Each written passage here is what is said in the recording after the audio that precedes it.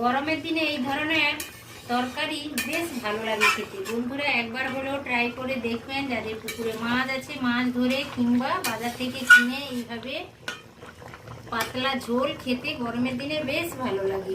মাছগুলো অ্যাড করে দিলাম। মাছগুলোকে ভালো করে আমি তরকারির ঝোলের সাথে মিশিয়ে দিচ্ছি।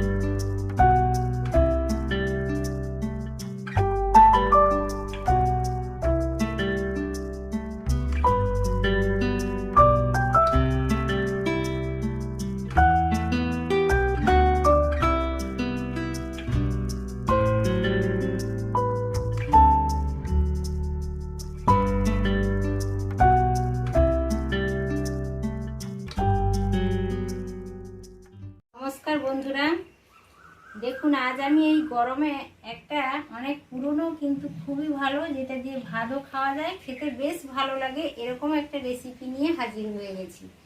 কিছুটা পরিমাণ আমি রুই মাছ নিয়েছি, আমার পুকুরেরই রুই মাছ। তো এই রুই মাছটা পরিষ্কার করে ধুয়ে নিয়েছি কাটার পরে। এই তরকারিটা করার জন্য আমি আলু লম্বা লম্বা করে কেটে নিয়েছি, ঝিঙে, আলু আর অল্প গাজর নিয়েছি, গাজরটাও লম্বা লম্বা করে আমি কেটে নিয়েছি।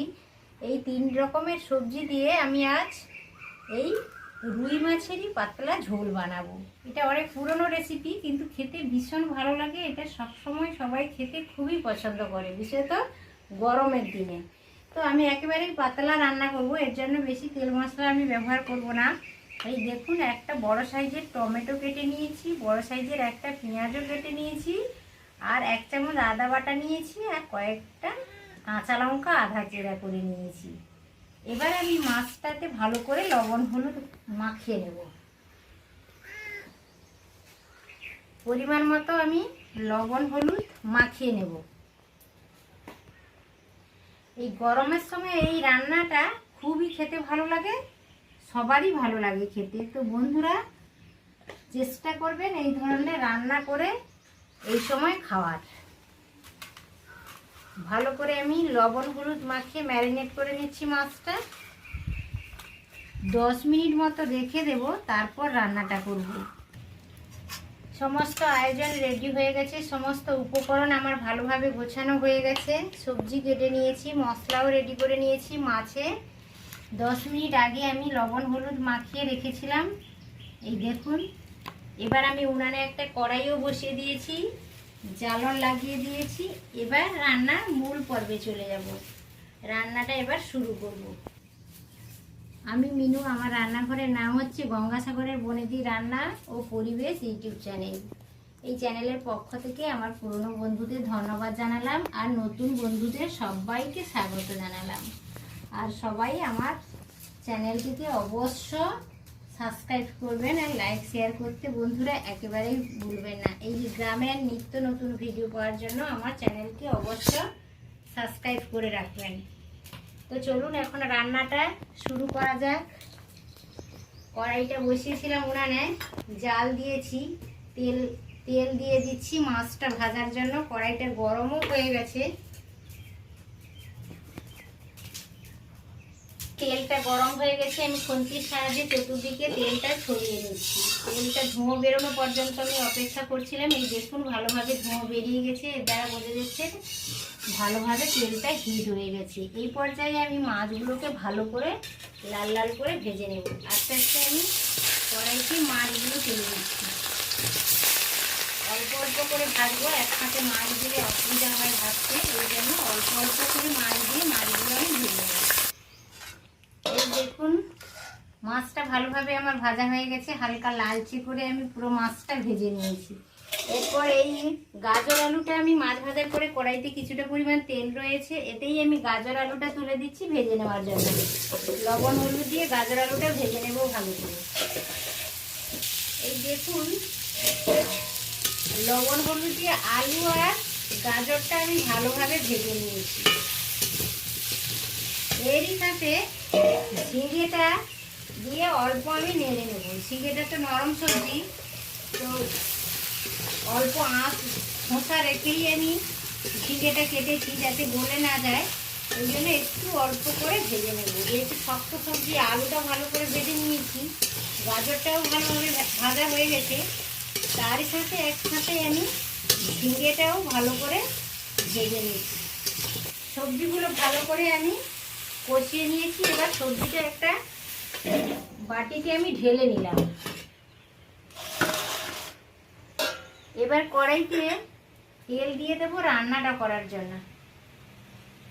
ফোড়নের জন্য আমি 1 চামচ 5 ফোড়নই ব্যবহার করলাম।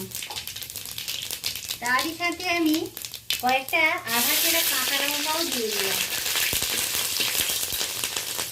ফোড়নটা ভালো মতো ফুটে গেছে, ফোড়ন থেকে একটা ভালো গন্ধও চলে যাচ্ছে। এই পর্যায়ে আমি কেটে রাখা টমেটো, কেটে রাখা পেঁয়াজটা দিয়ে দেবো। ভালো করে লালচে না হওয়া পর্যন্ত ভালো করে পেঁয়াজ, টমেটো, কাঁচা লঙ্কা একসাথে নেড়ে নেব। এই দেখুন পেঁয়াজ, টমেটো, কাঁচা লঙ্কা বেশ ভাজা ভাজা হয়ে গেছে, টমেটোটাও গলে গেছে। এই পর্যায়ে আমি আদা বাটাটা দিয়ে দেবো।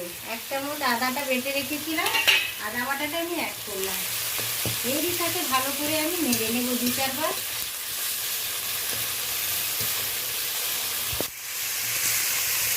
পেঁয়াজ, টমেটো, আদা বাটা, কাঁচা লঙ্কা ভালোভাবে লালচে হয়ে গেছে, গলে গেছে। দেখুন এই পর্যায়ে আমি অল্প গরম জল দিয়ে দেবো।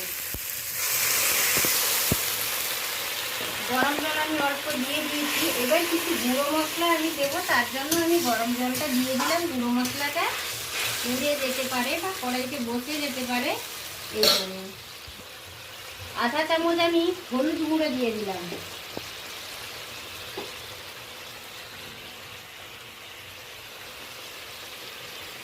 ঝালের জন্য আমি আধা চামচ লাল লঙ্কার গুঁড়ো দিলাম। আধা চামচ আমি কাশ্মীরি লাল লঙ্কার গুঁড়ো দিলাম। জিরে গুঁড়ো দিলাম আধা চামচের একটু বেশি। ধনে গুঁড়ো দিলাম আধা চামচ।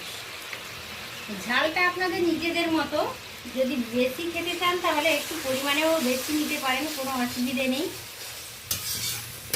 সব মশলাগুলোকে একসাথে আমি ভালো করে মিশিয়ে দিচ্ছি।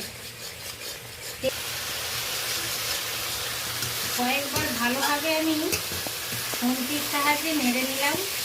ভালো করে কষানো হয়ে গেছে। দেখুন হালকা তেলও রিলিজ করতে শুরু করেছে। এই পর্যায়ে আমি মশলাগুলো ভালোভাবে কষিয়ে নিয়েছি। এই পর্যায়ে আমি ভেজে রাখা গাজর, আলু আর ঝিঙেটা অ্যাড করে দেব। যেহেতু ঝিঙে, গাজর, আলু আমি ভালোভাবে ভেজে রেখেছি, আর বেশি আমি ভাজবো না, কষবো না। 2-1 বার হালকাভাবে নেড়ে আমি জল দিয়ে দেবো।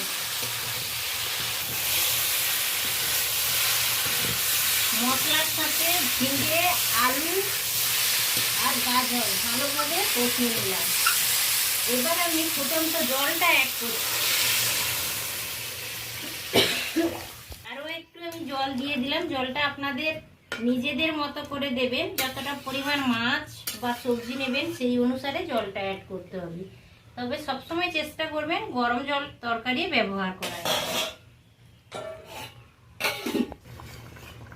এই দেখুন তরকারিটা ভালোভাবে ফুটে গেছে। এই পর্যায়ে আমি মাছগুলোকে অ্যাড করে দেব।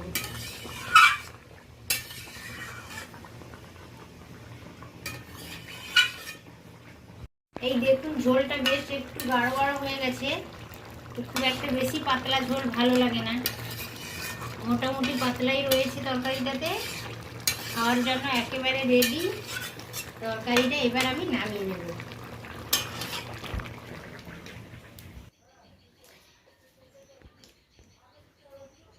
এই দেখুন বন্ধুরা, ঝিঙে, আলু, গাজর, রুই মাছের পাতলা ঝোলটা আমার কমপ্লিট হয়ে গেছে। আমি একটা পাত্রে ঢেলেও নিয়েছি। দেখুন কতটা লোভনীয় হয়েছে। তো বন্ধুরা এইভাবে ট্রাই করে দেখবেন। আশা করি ভিডিওটা সকলেরই ভালো লেগেছে। ভালো লাগলে আমার চ্যানেলকে অবশ্য সাবস্ক্রাইব করবেন, পরিচিতদের মধ্যে শেয়ার করবেন আর একটি লাইক দেবেন। আবারও দেখা হচ্ছে পরের ভিডিওতে। তত সময় আপনারা সুস্থ থাকুন, ভালো থাকুন। নমস্কার।